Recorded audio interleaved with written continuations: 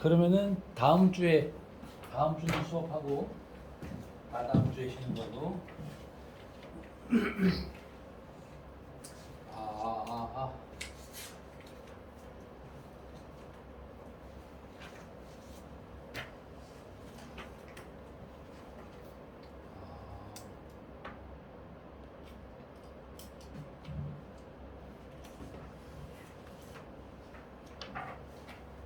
자, 여기까지 읽었나 우리? 여기까지? 여기가 지금 몇 번째 문단이야? 두 번째 문단인가? 두 번째 문단까지 읽었죠? 두 번째 문단까지 읽었으면은 여기에서 지금 문제와 관련된 거는 아직 없어요. 일단 더 보겠습니다. 중요한 내용이 많이 나와 있어. 보도.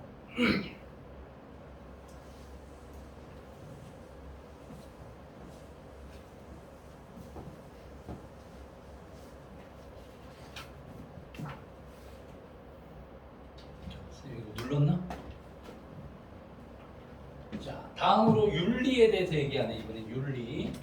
자, 윤리는 각 개인의 양심을 기초로 해서 선한 것 혹은 올바른 것이라고 생각하는 것. 개인의 양심에 따라서 뭐 선한 것과 올바른 것을 생각하는 게 윤리네. 그래서 윤리는 순전히 개인적인 것일 수도 있고 많은 경우에는 집단적이고 형이상학적이고 종교적인 성격. 다 윤리의 특징이야. 개인적이면서 집단적이고 형이상학적을 뭘로 읽으라 그랬지 선생님이? 추상적.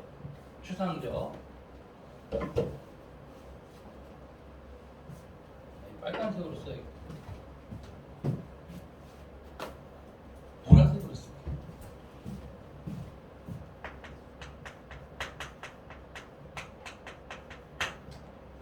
우리나라의 헌법은 이번에 헌법에 대한 얘기입니다.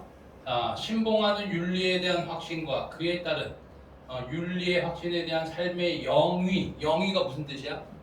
누리다라는 뜻이야. 삶을 누리다. 윤리에 대한 확신, 삶의 영위를 양심의 자유와 종교의 자유 등 이런 것들을 인간의 기본권으로 보장합니다. 그래서 윤리에 대한 확신과 그에 따른 삶의 영위를 기본권으로 보장해요. 그런데 윤리는 그 윤리를 신봉하는 사람이 보편적 효력을 주장한다고 할지라도 결코 보편적일 수가 없어. 윤리는 보편적이지 않아. 현대사회처럼 가치관이나 세계관, 종교관의 다원화가 이루어지는 사회에서 선의 구체적인 내용에 대해서 한 공동체의 모든 사람이 똑같은 생각을 가질 수가 없기 때문에 계속 다 다양하거든. 종교도 다 다양하고. 그래서 보편적이지 못한 거예요. 따라서 윤리는 그것을 신봉하는 개인이나 집단에 대해서만 구속력이 있어. 신봉하는 사람에게만 구속력이 있다. 믿는 사람에게만.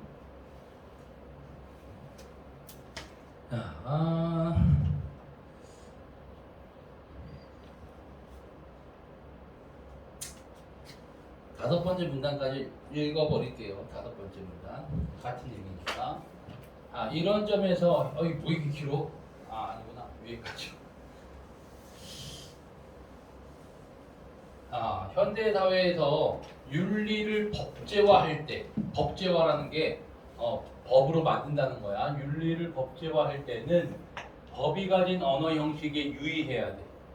법의 언어 형식에 유의해야 된다. 언어 형식이 뭐였지? 아까 법의 언어 형식 아까 우리 몇 번째 문단에 있었니? 세 번째 문단에 있었잖아. 세 번째 문단. 얘는 조건문의 형식으로 가지고 있어야 된다 그랬지. 조건문. 이런 형식에 유의하여 특정 개인이나 집단에게만 유리하게 적용되지 않도록 중립성을 유지해야 돼. 그게 중요하네. 그래서 윤리를 법제화할 때는 이 언어 형식에 유의해서 중립성을 유지해야 한다. 이 중립성은 특정 집단에게만 유리하지 않은 거야. 하지만 법의 중립성에 대한 요구가 법의 윤리에 대해 맹목적이어야 함을 의미하진 않는다. 법의 중립성이 요게 법이 윤리에 대해서 맹목적일 필요는 없다. 이런 얘기예요. 이 맹목적은 무슨 뜻이냐? 맹목적.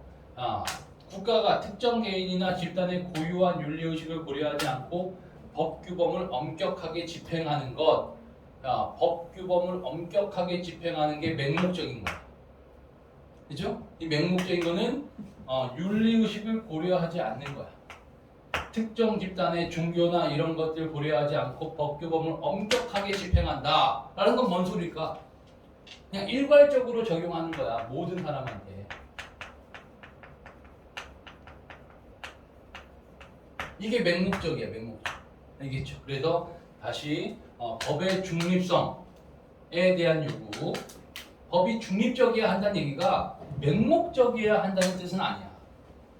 알겠죠? 이 맹목적이란 건 모두 다 똑같이 적용해야 된다. 이런 얘기는 아니에요. 개인이나 집단의 윤리적 자율성을 보호하는 것은 국가의 의무야. 윤리적 자율성을 보호해야 돼. 그래서 우리나라의 헌법이 양심과 종교의 자유를 규정해줘. 같은 맥락이라는 것은 맹목적이지 않다는 거야. 이 두 가지는 법을 맹목적으로 적용하는 것은 아니다. 일괄적으로 적용하진 않고 윤리적 자율성 보호해서 양심과 종교의 자유를 보호하잖아. 그죠? 이게 우리 저기 뒤에 10번과 관련된 건데, 어떤 상황에서도 살생을 해서는 안 된다는 종교적 신념을 지키기 위해 군복무를 거부하는 사람을 국가가 병역법 위반으로 처벌해서는 안 되지만, 처벌 안 돼요. 국민 의무의 평등한 부담을 위해서 병역 거부자에게 다른 공익 업무를 하게 함으로써 병역 의무를 대신하게 할 필요가 있다. 근데 이게 얼마 전까지만 해도, 선생님이 군대가 있을 때만 해도 법으로 처벌했어요. 그 여호와의 증인이라는 종교가 있거든. 들어봤어? 처음 들어봤어? 교회 다니더라. 안 다녀? 다녀? 여호와의 증인 알지? 좋은 거야, 나쁜 거야? 너 혹시 여호와의 증인 아닌 거 아니지? 아니야? 장로교야? 보통 2단이라고 하잖아, 2단. 그래서 여호와의 증인에 다니는 애들은 총을 잡는 거를 거부해. 총을 드는 거 자체를 거부해. 근데 군인이 군대 왔는데 총을 잡는 걸 거부하는 거는, 이거는 명령 위반이거든. 그래서 걔네들은 선생님이 있을 때만 해도 3년 동안 구치소에 있었어. 군대 기간만큼, 그거보다 좀 더 길게 구치소에 있는 거야. 그래서 군대에 가면은 얘네들은 그냥 범법자가 돼서 빨간 줄이 그어져서 나와요. 그래서 이제 그게 양심적 병역 거부자라고 하잖아. 자기의 양심에 따라서 병역을 거부하는. 이제 그게 위헌이 됐지, 최근에는. 그래서 이렇게 다른 대체 복무를 하게 해요. 알겠죠? 이런 규정과 관련된 거야. 자, 그러면은 여기까지 읽고서 한번 지금 10번도 바로 할 수 있습니다. 적절한 걸 찾는 거거든. 법이 잠깐만, 사회규범 아직 안 읽었으니까 좀 이따 할까 이거? 일단 답은 3번인데, 법이 윤리에 대해서 맹목적이어서는 안 되지만 이라는 게 지금 뭐와 관련된 거야? 처벌하면 안 된다. 일괄적으로 적용해서 처벌하면 안 된다. 자, 양심의 자유를 보호해야 돼. 그래서 처벌하지 않는 거야. 대신 뭐 하게? 다른 공익 업무를 하게 함으로써 병역 의무를 대신하고 있지. 그치? 그럼 요거는 뭐와 관련된 거지? 요거는 앞에서 얘기한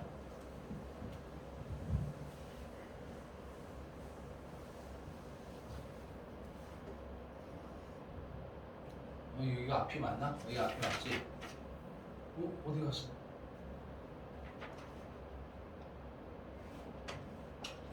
중립성이 어디 있어서 중립성?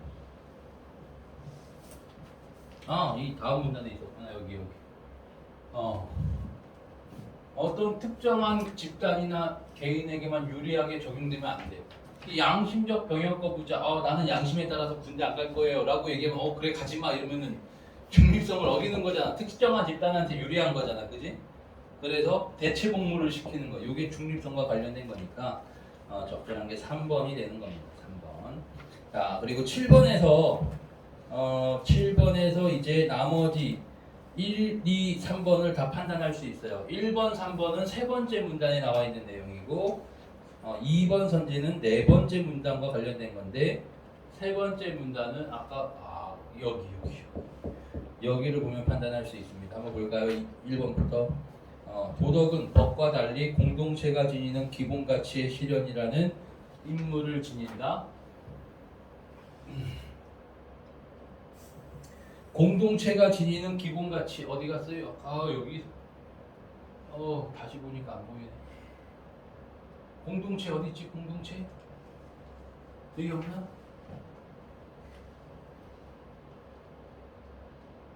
여기가 아닌가? 네 번째 문단이 아닌가? 잠깐만.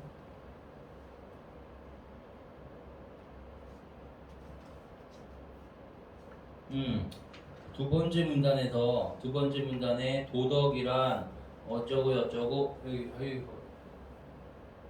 어디 가야 돼? 뭐야 이게?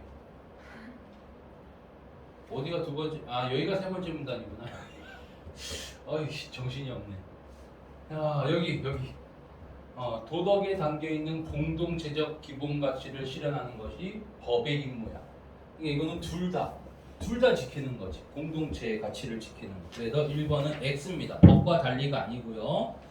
그 다음 3번도 세 번째 문단. 법 규범에서는 법률 요건만 제시되어 있고 법률 효과는 법관이 자율적으로 정한다? 아니죠. 이렇게 법률 요건도 있고 법률 효과도 조건문의 형식으로 제시되어 있는 거야. 법조문 자체. 알겠죠? 그래서 3번 X고 4번은 여기 우리나라는 윤리에 대한 확신과 그에 따른 삶의 영위를 헌법으로 보장하고 있다. 여기 윤리에 대한 확신과 삶의 영위를 어쩌고 기본권으로 보장하고 있다. 그래서 2번이 답이 되는 겁니다.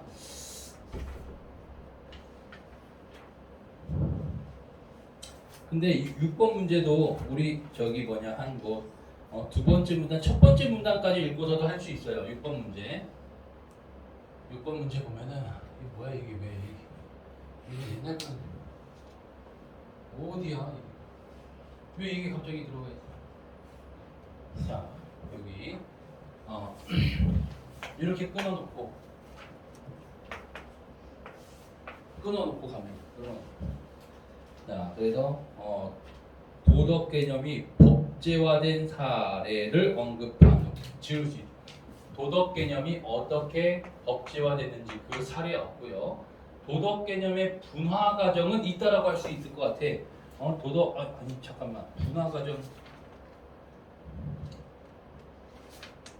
과정을 언급하고 있나? 도덕 개념이 어떻게 나눠지는지 분화 과정 없네요. 그리고 도덕 개념보다 법이 더 중시될 상황의 문제점을 지적했다. 첫 번째 문단에 이런 내용 없었거든. 유형에 따른 특징.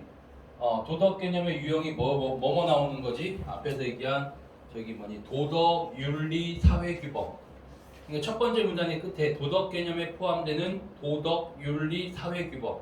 도덕 개념이잖아, 그지? 그러니까 도덕 개념의 유형이 나와 있고, 그다음 도덕 개념과 법의 공통점과 차이점. 요 두 가지를 끊어놓고 첫 번째 문단을 통해서 이렇게 두 가지만 판단할 수 있고, 이 뒤에 걸 보면 돼요. 각 유형을 법으로 수용할 때 고려해야 할 점을 얘기하는지, 법보다 도덕이 중시되는 사회를 만드는 방안을 제시하는 거지. 요 그치? 그래서 4번이 되는 거고.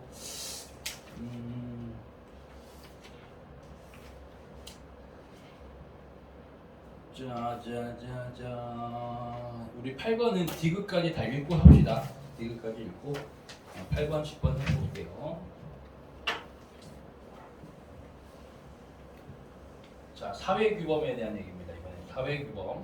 사회규범이란 한 인간이 타인과 집단 공동체, 나아가서 민족이나 국가와 관계를 맺을 때 요구되는 어떤 관계를 맺어갈 때 요구되는 사고와 행위의 양상이 사회규범이에요. 대체로 그 사회의 일반적인 가치관의 터전 위에서 형성된다. 일반적인 가치관의 터전 위에서 형성이 되는 거고 사회규범. 그래서 사고나 행동의 표준적인 척도로서의 성격을 지니는 사회규범이라고 돼 있지. 사회규범인데, 그러니까 어떤 사고나 행동의 기준이야, 기준. 표준적인 척도라는 게 기준점. 이런 성격을 지니고 친이나 형이상학적 인연과 직접적인 관련이 없어요. 요거랑 관련이 없어. 형이상학적, 추상적인 인연과 관련이 없고 개인의 윤리적 책임의식과도 직접적인 관련이 없대. 윤리적 책임의식과도 관련이 없어. 다만 사회 구성원으로서 준수해야 할 행동 방식을 가리키는 거야. 이게 사회규범의 특징. 그래서 요거 그리고 이 두 개는 아니고 준수해야 할 행동 방식이다. 이 행동 방식은 준수되었다는 외양만 중요할 뿐. 자, 겉모습이야, 겉모습. 외양만 중요하고 그 준수의 내면 의식은 중요하지 않아요. 윤리가 자율적 내면적이라면 윤리는 자율적이고 내면적, 사회규범은 타율적이고 외양적이에요. 근데 여기를 딱 읽었을 때, 이 부분 읽었을 때 외양만 중요하다, 내면 의식은 중요하지 않다라는 거는 자, 이 결과가 중요하고 내면 의식, 어떤 의도, 어떤 도덕적인 의도를 갖고 하고 뭐 이런 거 있잖아, 그지? 이런 의도는 중요하지 않다는 거야. 속마음은 중요하지 않아요. 결과가 중요해. 준수했는지 안 했는지. 자, 그래서 우리 8번을 풀어보도록 할게요. 8번. 기억은 도덕이고 니은은 윤리고 디귿은 사회규범인데, 기억과 니은은 윤리적으로 올바른 것이라고 생각하는 규범이라는 공통점이 있다. 윤리적으로 올바른 것, 기억도 맞고 니은도 맞습니다. 기억에서의 도덕, 자, 도덕 바로 옆에 있지. 윤리적으로 올바른 것에 대해서 한 사회를 지배하고 있는 공적인 견해라고 돼 있지. 기억. 그다음 니은도 보니까 윤리도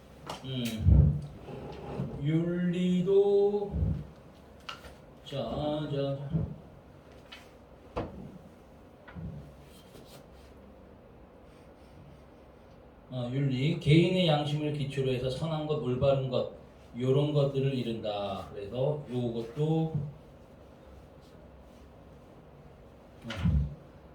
니은도 적절하고요. 2번, 니은은 기업과 달리 그 자체를 신봉하는 개인이나 집단에 대해서만 구속력을 가진다. 이거는 윤리를 설명한 문안에 나와 있죠.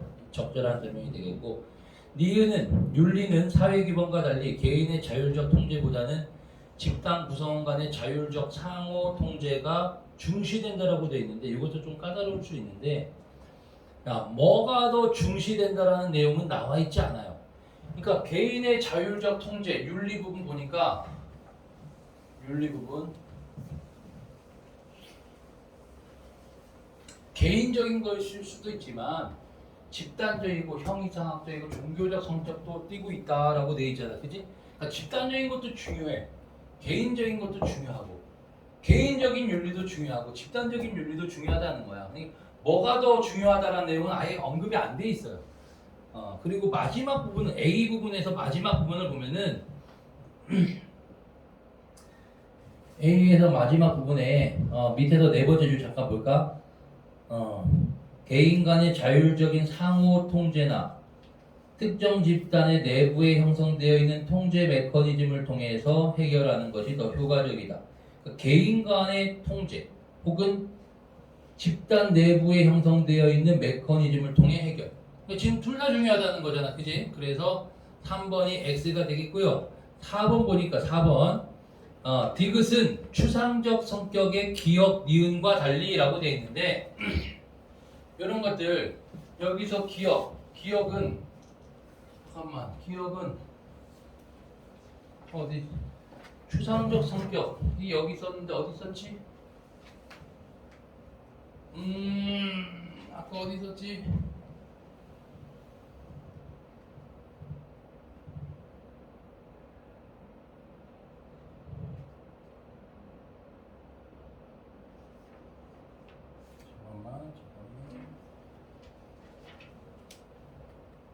여기 앞에 아까 일반적 추상적이 어딨니? 어? 3문단? 3문단? 아 그러네 세 번째 문단에 여기 법규범은 일반적이고 추상적 언어를 사용해서 이렇게 규정이 되잖아 그지? 그래서 여기서도 지금 법규범으로 법규범으로 정하는 거야 여기서의 윤리 이거 잠깐만 아니지 이거 말고 이 도덕은 일반적이고 추상적인 언어를 사용해서 규정이 되는 거고 이 도덕을 법규범으로 그리고 여기서의 윤리는 형이상학적 성격을 띠고 있으니까 얘도 추상적 성격이라고 할 수가 있어요. 그래서 기억 니은은 추상적 성격이고 디귿은 사고나 행동의 표준적 척도를 구체적으로 가리킨다는 여섯 번째 문단 사회규범 얘기하는 부분에 그대로 나와 있죠. 그리고 5번은 기억 니은 디귿을 수용해서 법으로 규정할 때에는 일반적 추상적 언어를 사용한다는 건 법규범 자체의 특징이야. 법규범. 자 그리고 A 부분 볼게요. 이제 마지막 A 부분.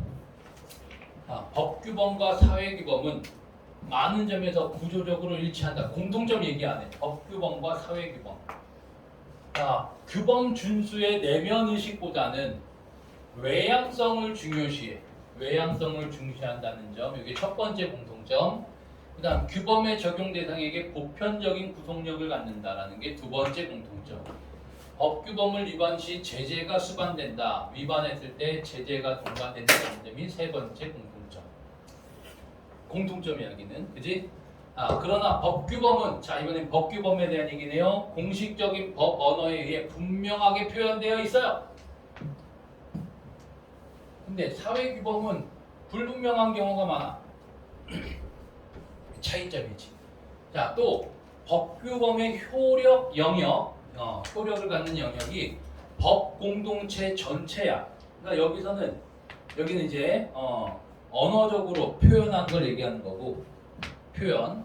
자, 그리고 이거는 영역이야. 효력 영역이 법 공동체 전체. 사회규범의 효력 영역은 특정한 지역이나 직업 영역 또는 특정한 거래 영역으로 한정되어 있어요. 제한돼 있어. 이로 인해 일반성, 추상성을 특징으로 하는 언어 형식에 의해 구성되는 법. 앞에서 얘기했던 거지. 그치? 일반적이고 추상성을 특징으로 하는 언어 형식에 의해서 구성되는 법은 이 법은 사회규범을 제대로 감안하는데 한계가 있어. 법의 한계점이 법의 한계점. 따라서 법이 사회규범을 수용할 때는 구체적인 사회규범을 열거하는 방식으로 하면 안 돼. 그냥 사회규범 열거하는 방식으로 하면 안 되고 왜 제대로 담아내지 못하기 때문에 일반 조항이라는 입법 기술 이게 필요하대요. 이게 뭔 소리인지 잘 모르겠어.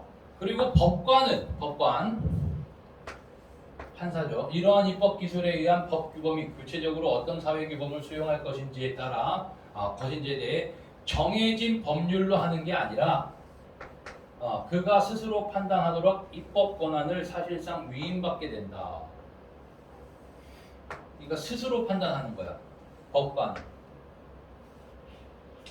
오케이? 자, 법규범이 어떤 사회규범을 수용할 것인지 그러니까 사회규범에 뭐를 받아들일 것인지는 법관이 스스로 판단하는 거예요. 또 강력한 법적 처벌보다는 사회규범을 토대로 개인 간의 자율적인 상호통제나 사회규범을 토대로 그러니까 법적 처벌보다는 무조건 처벌할 게 아니라 상호통제 혹은 특정 집단의 내부에 형성되어 있는 통제 메커니즘을 통해서 해결하는 것이 더 효과적인 경우가 많다. 그러니까 이 통제 메커니즘도 사회규범과 관련되어 있는 것 같아요. 이럴 경우 법은 이런 사회규범을 통한 바람직한 해결 방안을 적극적으로 받아들이되 사회규범을 적극적으로 받아들이되 국가 권력이 법 집행을 할 때 사적 영역에 대한 개입을 최소화. 자, 법 집행을 할 때는 사적 영역에 대한 개입을 최소화해야 한다. 사회 규범을 통해서 해결하는 게 더 효율적일 수도 있다는 얘기입니다. 무조건 처벌하는 것보다는. 자, 요게 우리 10번의 상황에 나와 있는 건데 10번은 우리가 또 보기를 읽을 때 잘 읽어야 되는 게 있어요. 아, 여기 9번 뭐야? 9번.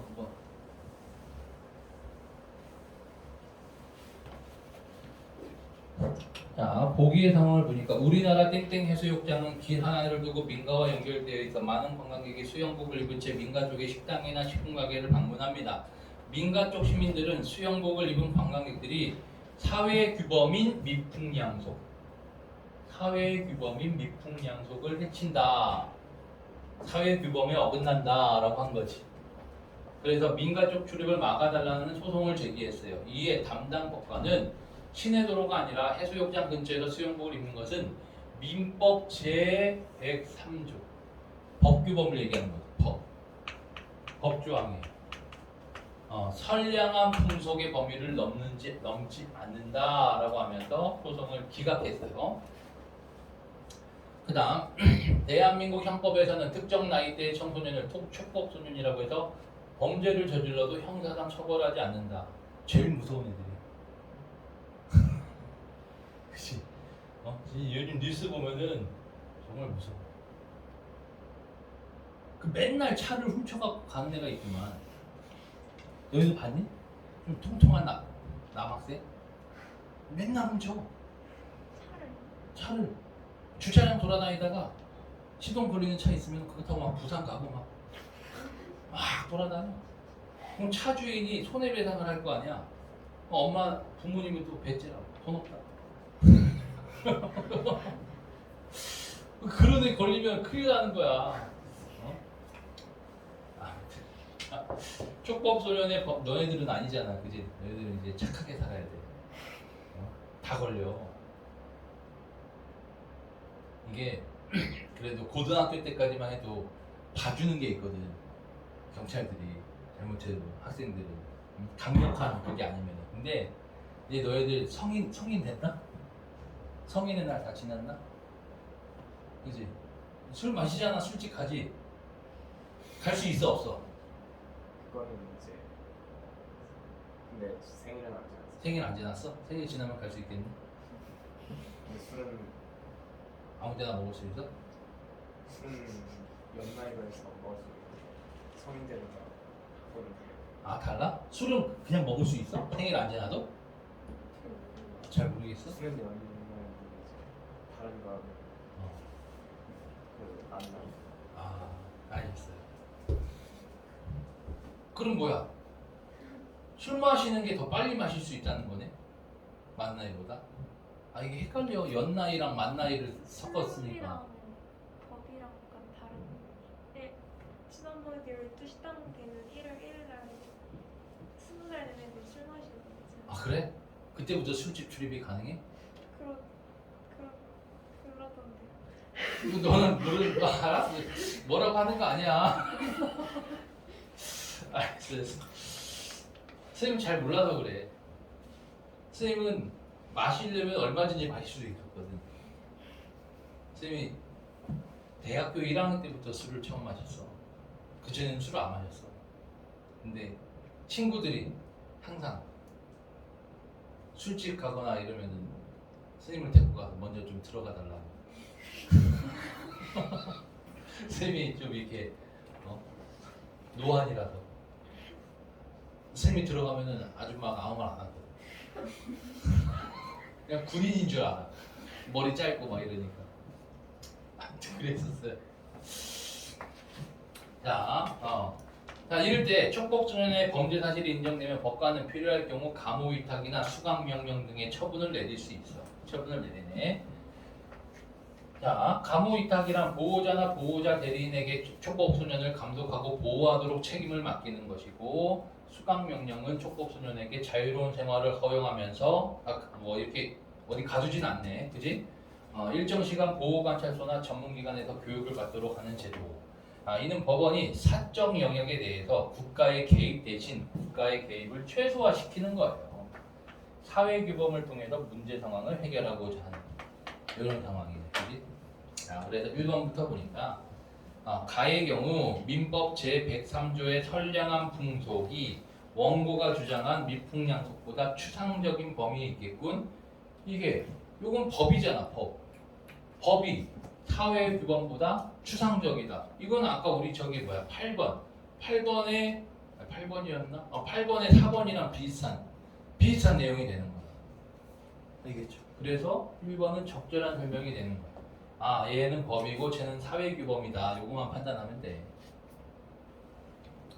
자, 2번 가의 경우 담당 법관은 관광객들이 민간에 간 동기보다는 동기 줄치고 여기서 말하는 이 동기는 뭐로 읽을 수 있어? 내면의식으로 읽을 수 있어. 내면의식. 속마음.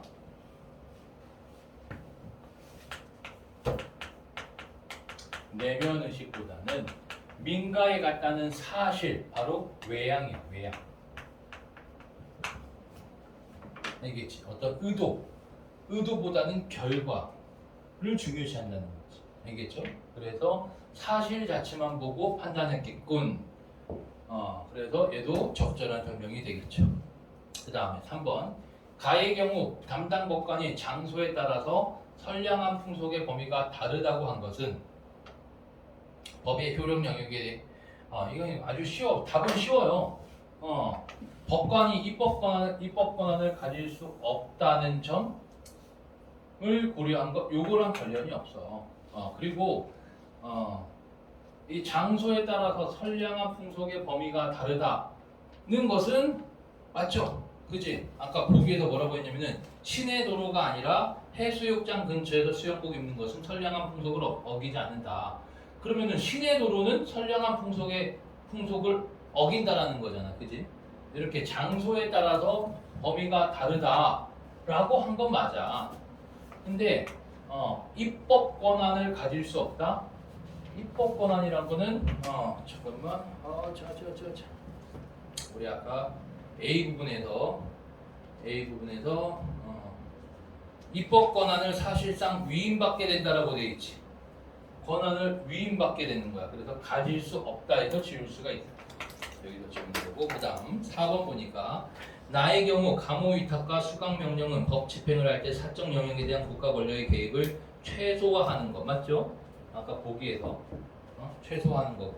그 다음 형법에 촉법소년을 넣은 것은 강력한 법적 처벌보다 사회규범을 수용한 법으로 문제를 해결하는 것이 바람직하다는 인식을 토대로 몇 살 이하의 애들은 법으로 처벌하지 말고 이렇게 하자. 사회규범으로 처리하자라고 하는 겁니다. 자, 우리 이 문학을 좀 해볼게요. 소설부터 하면은 귀찮으니까 시부터 한번 하겠습니다. 제일 뒤에 있는 현대식.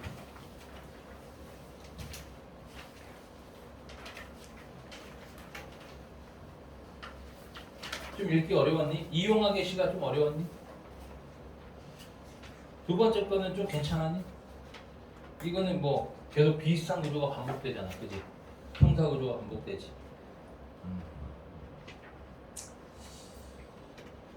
28번 같은 경우는 무려 바로 풀어줄 수 있어요. 28번 표현 방법이니까. 가는 나와 달리 음성 상징어를 활용해 공간의 분위기를 생생하게 나타내고 있다. 자, 음성 상징어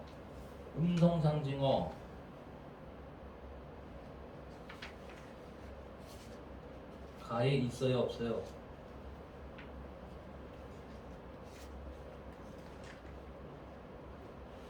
가에 있어. 가에 어디 있지? 가에 어디 있을까?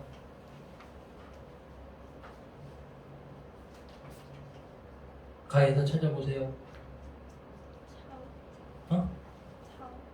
자욱자욱. 그렇지. 자욱자욱.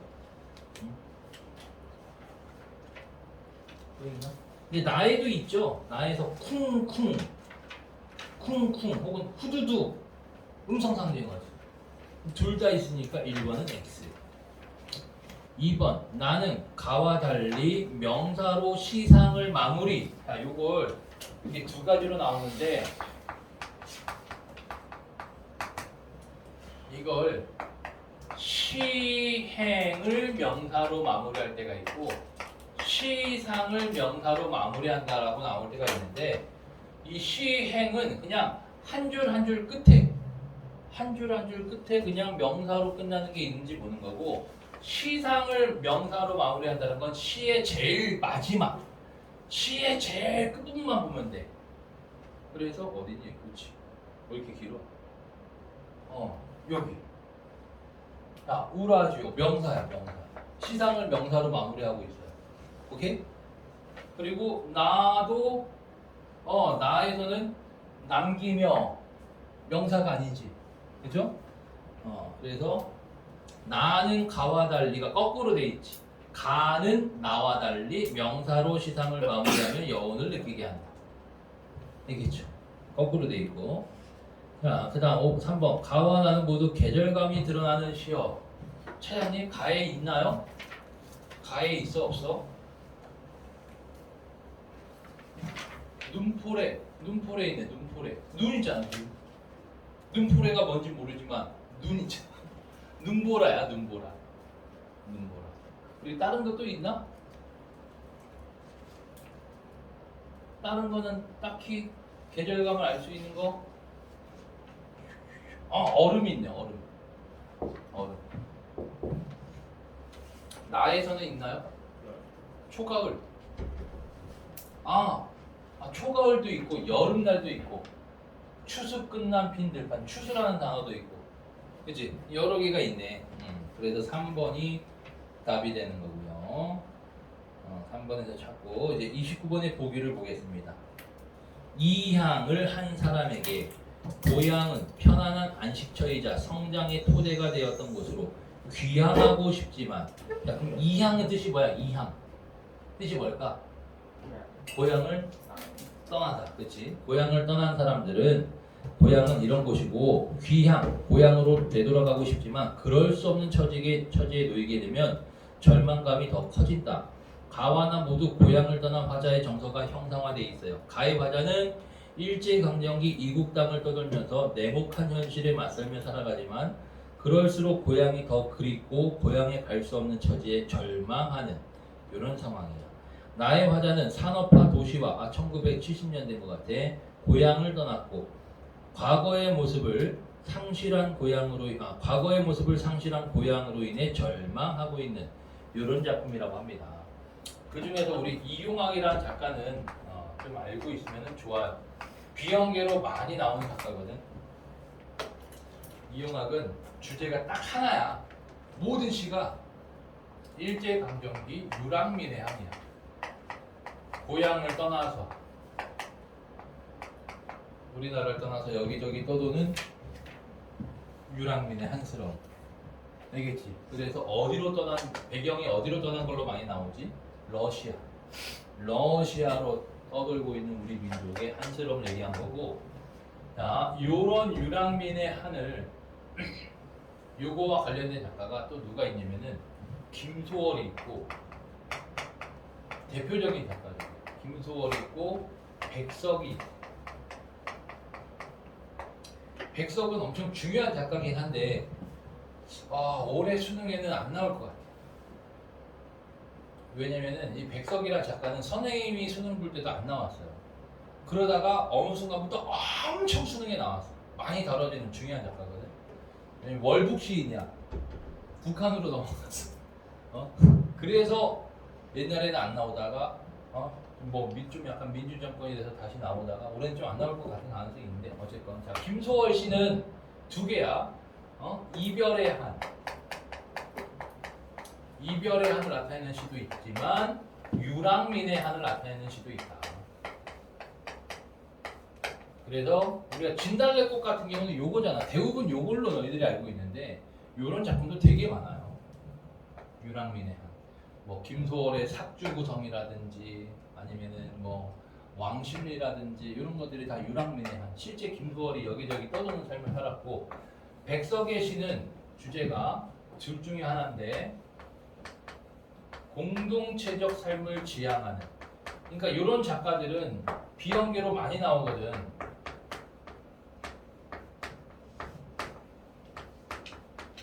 그리고 공동체적 삶이 파괴되어가는 양. 이 둘 중에 하나예요. 그러니까 공동체적 삶이라는 게 일제강점기에 우리 민족이 평화롭게 모여 살던 삶.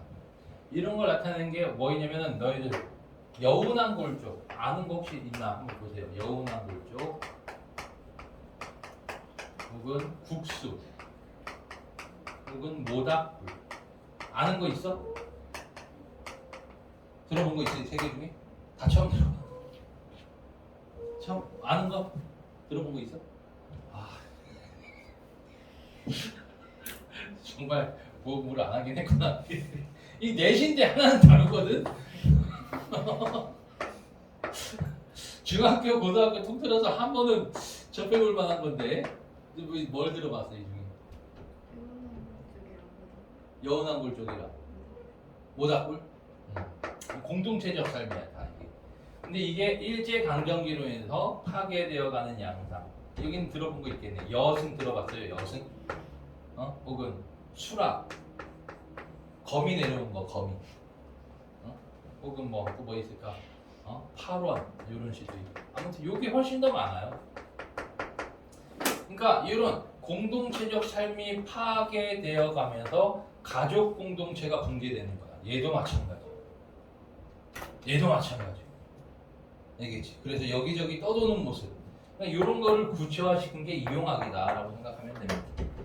한번 볼게요. 이용학의 작품부터. 왜 이렇게 시간이 빨리 가니? 자, 우라지오 가까운 항구에서라는 시인데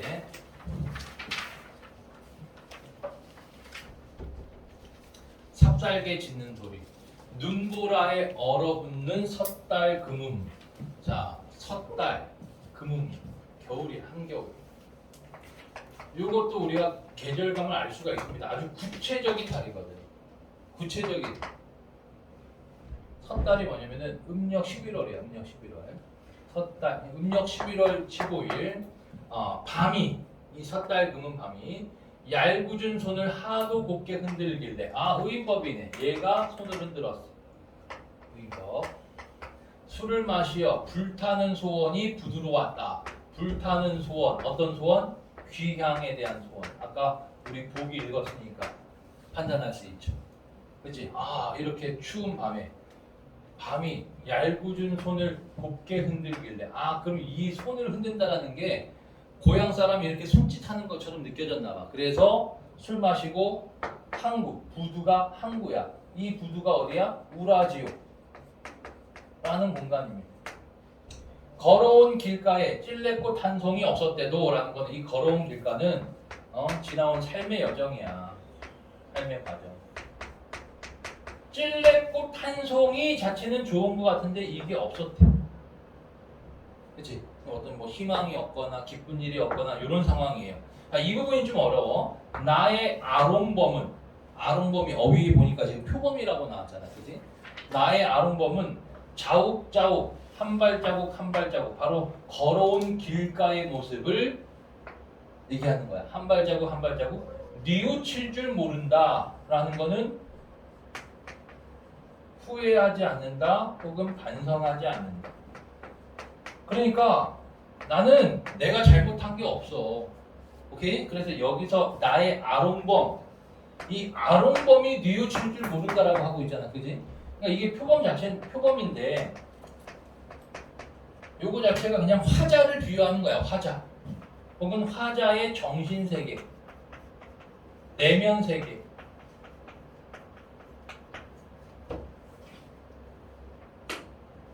어깨에 쌓여도 하얀 눈이 무겁지 않구나. 눈이 무겁지 않아. 왜 무겁지 않아? 나는 잘못한 게 없기 때문에. 그치? 그러니까 내가 뭔가 잘못하고 이랬으면은 이 눈, 사실 눈은 가벼운 눈이잖아. 그치? 이 눈도 무겁게 느껴졌겠지. 그죠? 근데 얘는 무겁게 느껴지지 않아. 잘못한 게 없어. 자, 철없는 누이. 여자 형제야. 고수머리를 어루만지면서 우라지오의 이야기를 캐고 싶던 밤이면 우리 어머니는 서투른 마우제말이 뭐니? 러시아어니? 러시아어? 서투른 그러네. 러시아 사람의 말이네.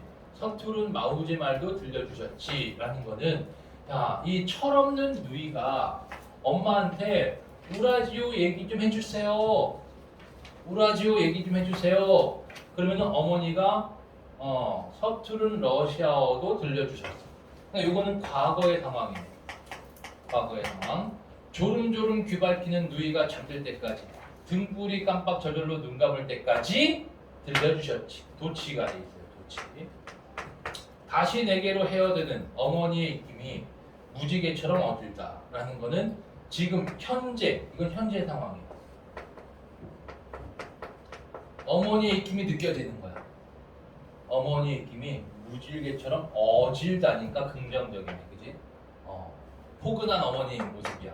나는 그 모두가 뭐야? 이런 과거에 행복했던 풍경. 이때는 지금 행복했던 시간이거든.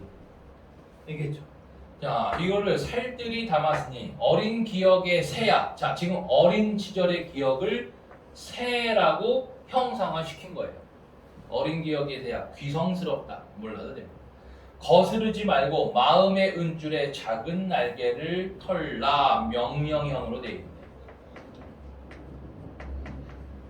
자, 어린 기억을 새에다가 비유했어. 그치? 그 새니까 작은 날개가 돼 있어. 작은 날개. 거스르지 말고 마음의 은줄에 작은 날개를 털라. 날개짓을 해라. 이런 얘기야. 날개짓을 해라. 자, 그 다음 빨리 할게. 드나드는 배 하나 없는 지금. 자, 드나드는 배 하나 없는 지금은 현재 상황. 현재 상황.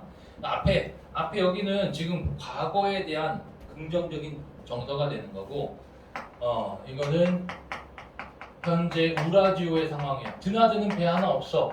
배가 없다라는 거는 고향에 갈 수 없는 거야. 못 가요. 두두의 호젓하게 선. 호젓하다 뜻이 뭐였지? 선생님이 수업 시간에 얘기했는데 호젓하다. 이런 단어 중요해. 고요하고 쓸쓸하다. 고요하고 쓸쓸하다. 그래서 이런 것들이 쓸쓸한 화자의 정서와 연관성이 있다고. 정서를 보여주는 단어야. 쓸쓸해. 호젓하게 선 나는 맷비둘기가 아니건만 새가 아니야. 날고 싶어.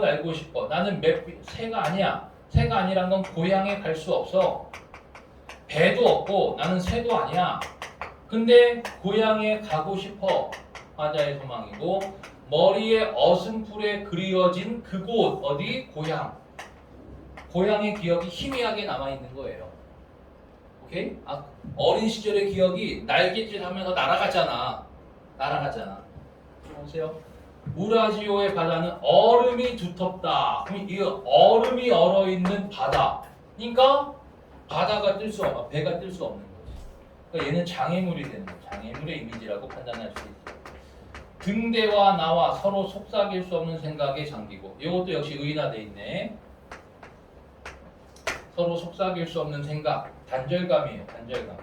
어떤 생각에 잠기고, 밤은 얄팍한 꿈을 끝없이 꾀인다. 얄팍한 꿈, 고향에 대한 꿈을 끝없이 꾀인다라는 거는 이 밤이라는 시간에 고향이 더욱 그리워진다는 거야.